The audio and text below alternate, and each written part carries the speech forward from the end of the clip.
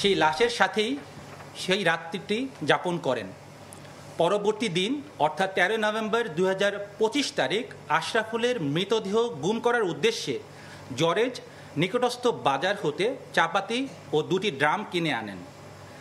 জরেজ চাপাতি দিয়ে লাশটিকে মূলত 26টি টুকরো করেন এবং 2টি নীল রঙের ড্রামে ভরে রাখেন।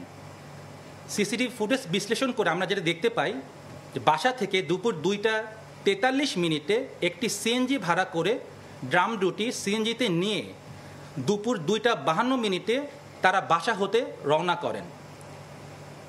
পরবর্তীতে সিসিটিভি ফুটেজে যেটা হাইকোর্ট প্রাঙ্গণে সেখানে আমরা দেখতে পাই 3:13 হাইকোর্ট মাজার গেটের নিকট আসলে রাস্তায় আইনশৃঙ্খলা বাহিনীর তৎপরতা দেখে লাশ ভর্তি ড্রাম দুটি হাইকোর্টের পানির পাম্প সংলগ্ন একটি ফাঁকা জায়গায় প্রধান সড়কের পাশে একটি বড় গাছে নিয়ে তারা অতি দ্রুত হাইকোর্ট এলাকা হতে একটি অটোযোগে সায়দাবাদের উদ্দেশ্যে চলে যান।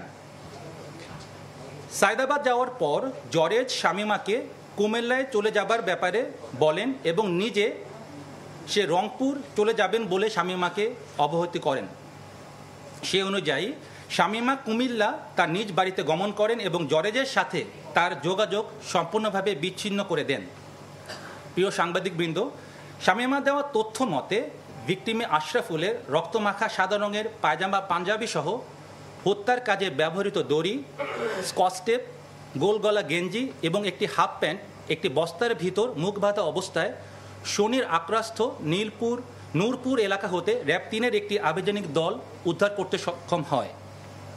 এছাড়াও তার মোবাইল যেগুলো আমরা পেয়েছি তার থেকেও আমরা বিভিন্ন আলামত আমরা যে ভিডিওগুলি সে ধারণ করেছে এবং নগ্ন ভিডিও এবং ছবি সেগুলো আমরা উদ্ধার করতে সক্ষম হয়েছি। এখানে উল্লেখ্য যে শামীমা দেওয়া তথ্য অনুযায়ী মূলত ব্ল্যাকমেইলিং করাটাই এবং টাকা উপার্জন করাটাই এই ঘটনার মূল উদ্দেশ্য ছিল।